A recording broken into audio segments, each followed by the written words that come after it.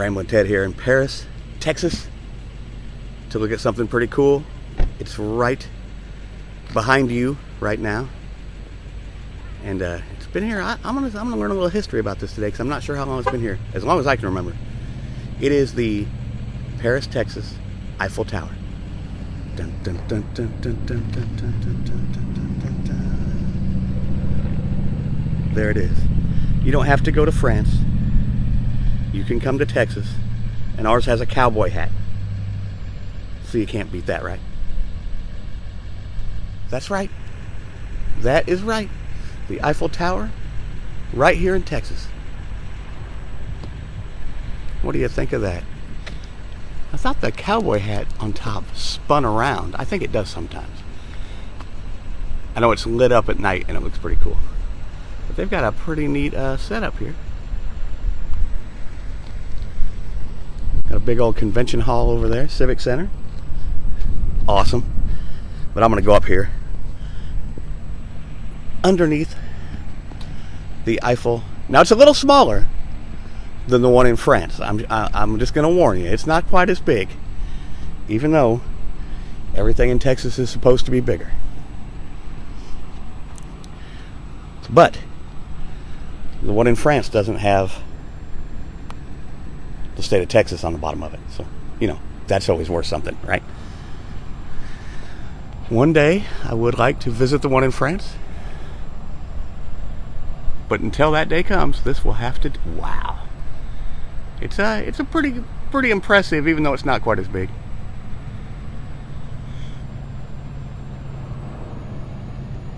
Definitely kind of neat and worth driving to Paris, Texas for. I'll tell you.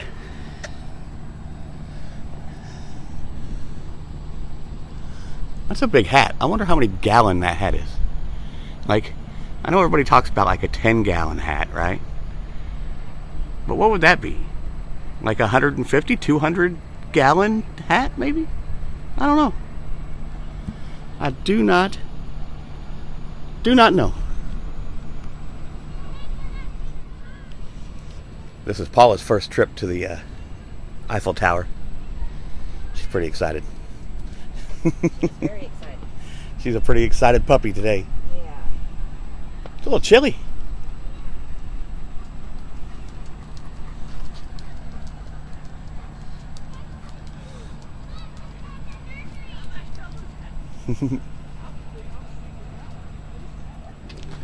Got a little map here of interesting things to do around Paris, and it says right up here that the Paris Eiffel Tower was constructed in 1996 and the hat was added in 98. So that answers the question, because I had wondered how long this has been here. One of my favorite movies of all time, and this will tell you a little bit about myself, is a movie from the early 80s by Wim Wenders called Paris, Texas, that none of that movie takes place here. They talk about Paris, Texas because Harry Dean Stanton's character has some land here apparently, and he's trying to get his wife, find his wife that ran away and take her back to his land in Paris, Texas. And it's just a great movie. You'd have to see it. Not at all a happy movie, but a movie that explains a little bit about why I'm the way I am, I think, because I love movies like that. So anyway, if you ever get the chance to see the movie Paris, Texas, none of it takes place here, but definitely a movie that is worth checking out if you ever get the chance. It's pretty cool tower. And then there's a right next to it over there is a Veterans Memorial that's really nice. That I think we'll go check that out too. Got one other thing here in Paris that I want to show you too, that we're going to have to drive a little bit to get to, but something I've always wanted to check out, and it's pretty cool. But have to start, if you come to Paris, you have to start with the Eiffel Tower. It's required, absolutely required.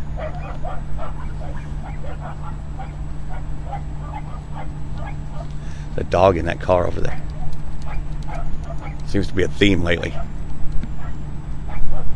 Dogs in cars barking at me is a theme. So Red River Valley Veterans Memorial. This is really interesting. There are some memorials to things in here that I've never seen at any other Veterans Memorial. So take a walk through and look at it. And they have a donation box right over here, and I would always suggest putting $1 or $2 or whatever you've got in there to kind of help out with the care of this place, because it is really, really nice and really well done. Bricks on the ground here showing honoring the different people, and also people that have donated money to build this place. Pretty neat. Don't know how well you can see that. That's the founder of it, Doug Weberg. Little thing about him here.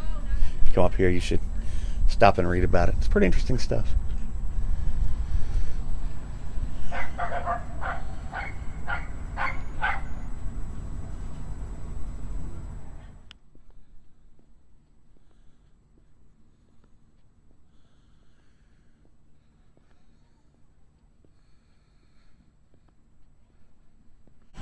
These are names, I believe, of all of the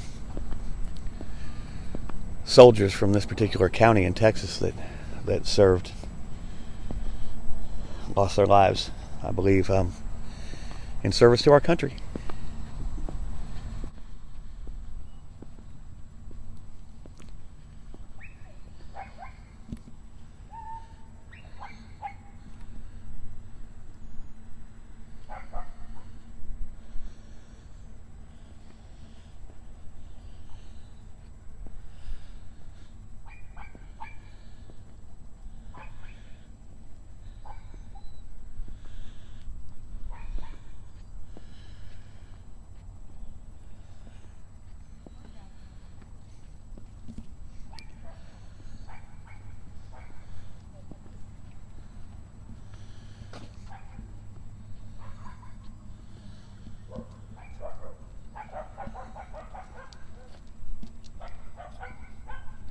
This one always gets me because I honestly feel like we don't deserve dogs.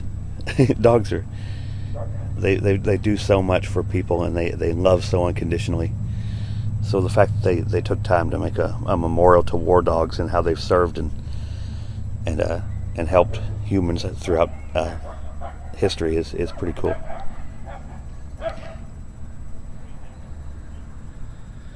Pretty nice memorial in general. This whole place is just really, really well done.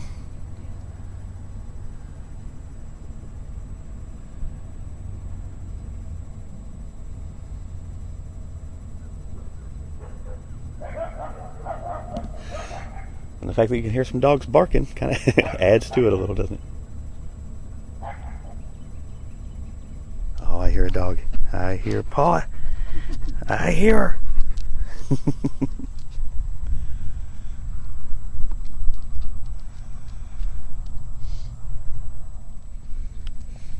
Also, a monument here to native code talkers I've got a pretty good amount of Blackfoot Indian in me from on my father's side, my grandmother, and it's always good to see some of the contributions that Native Americans have made to our country be honored. I have very strong feelings about a lot of that stuff, so I try not to put too much of it out there, but it's just nice to see people get the respect that they're due for helping out and doing what needed to be done in terrible times. Yeah, trying not to get too heavy, but I get a little heavy about this stuff. Sorry. It happens. That's who I am.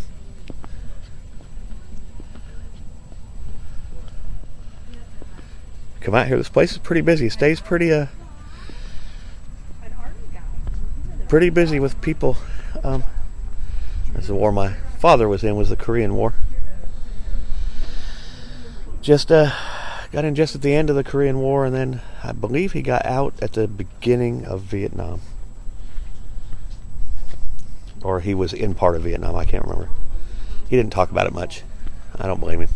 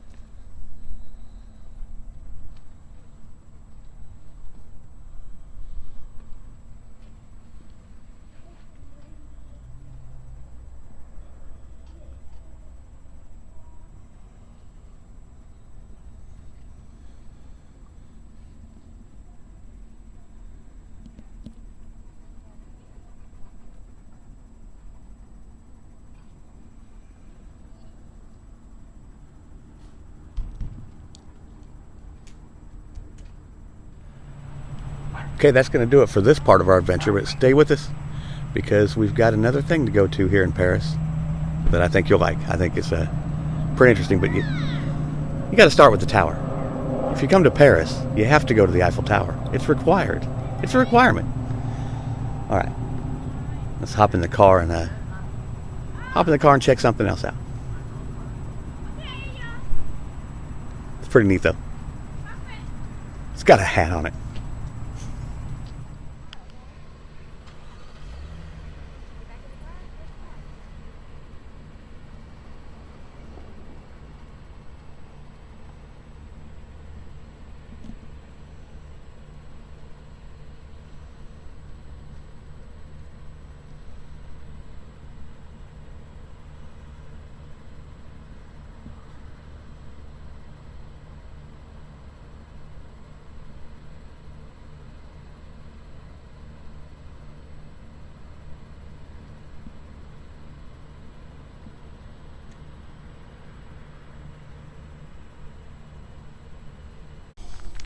All right, said there was one more thing here in Paris, and we are once again, because I always end up in cemeteries, in a cemetery. And this is probably one of the most amazing cemeteries I've ever been in. It's huge. This place is big.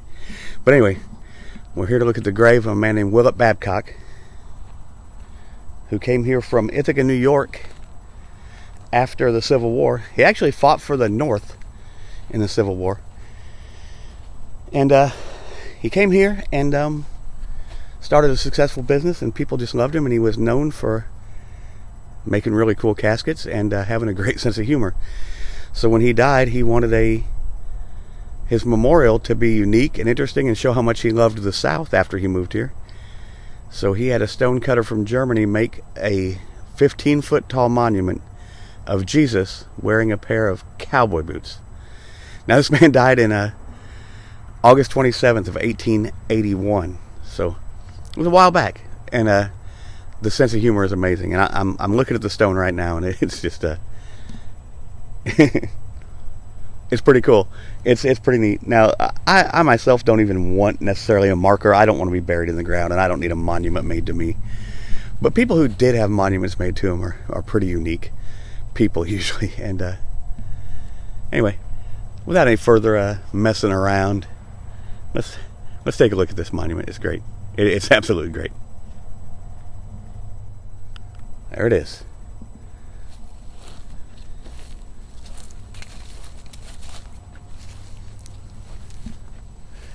Willett Babcock, born in Ithaca, Tom Plains County, New York, October 6th, 1828 maybe, looks like, and died in Paris, Texas, August 27th, 1881. And man, the stone carver, whoever it was he hired, he definitely, love never dies. Now see, they call that Jesus, but I don't see a beard. He doesn't look like the typical Jesus, but maybe he is. May just be an angel in cowboy boots, but I don't know. Maybe it is Jesus. That's what everyone calls it. But I'm gonna have to back up a little bit, and you can see that he is right there. He is for real wearing cowboy boots. There you go. I love his sense of humor on people. That is great. He definitely has got a pair of cowboy boots on. And to do something like that in the 1800s, it's just he had to be an eccentric kind of guy with like they said, a great sense of humor.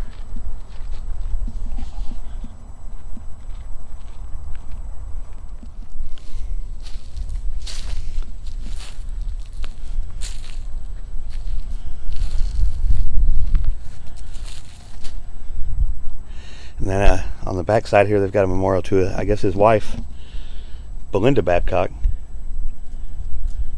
She was born in Ohio, 1824, and died in 1909.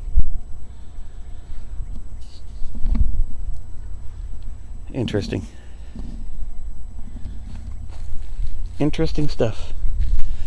But yeah, it's pretty amazing stone, man. But here's the thing. I came here just to show you all this, but I'm actually going to walk around here a little bit because there are some. This old cemetery is just amazing. There are old stones and just, I mean, it's just unbelievable. It's huge. This is a huge cemetery.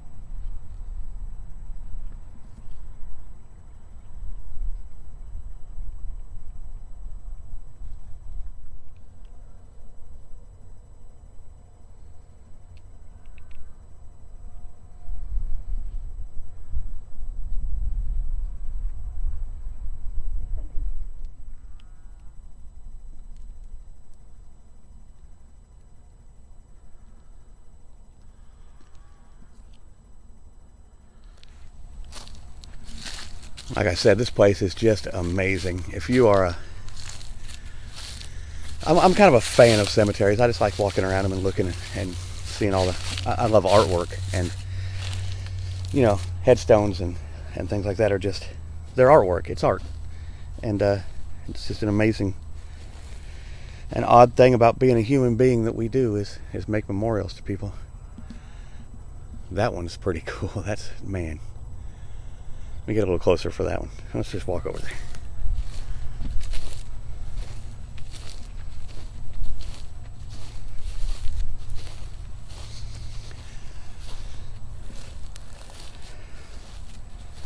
D.H. Moore. Wow.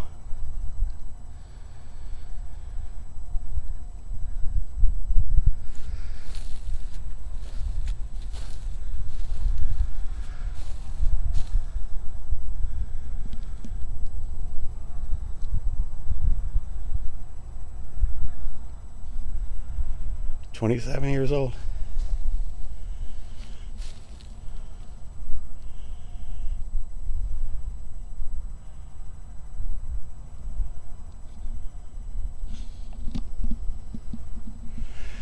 Just this video could be 2 hours long because just everywhere you turn here is an amazing looking headstone. So I'm just going to show some highlights because I am pretty darn impressed. And I had no idea cemetery. This cemetery's got to be, I don't know how many acres it is. It's huge. It just keeps going. All the older stuff's here at the front, and then as you get further down, there are just newer and newer headstones, and it's just huge. I mean, it's giant, man. Pretty impressive. No idea this was here.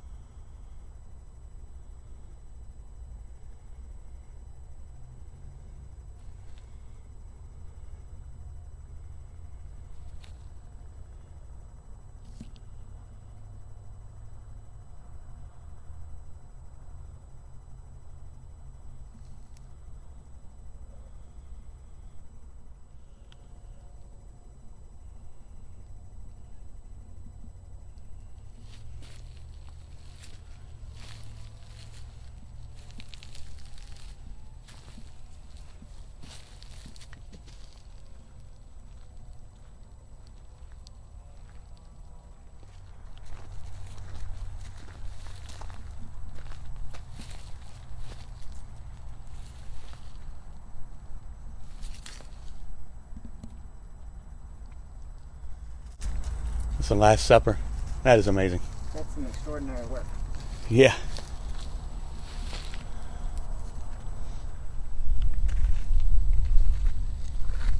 Somebody put a lot of detail into that.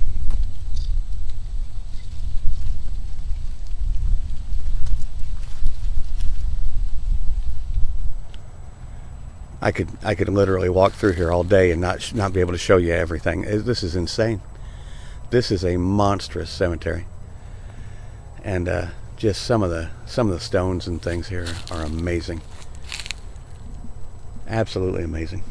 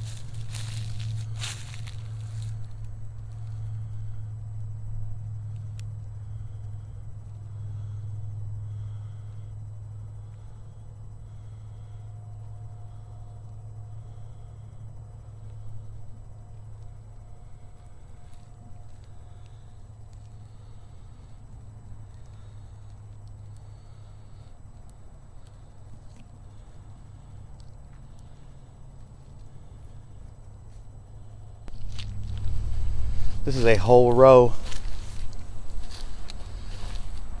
of crosses. These are all nuns.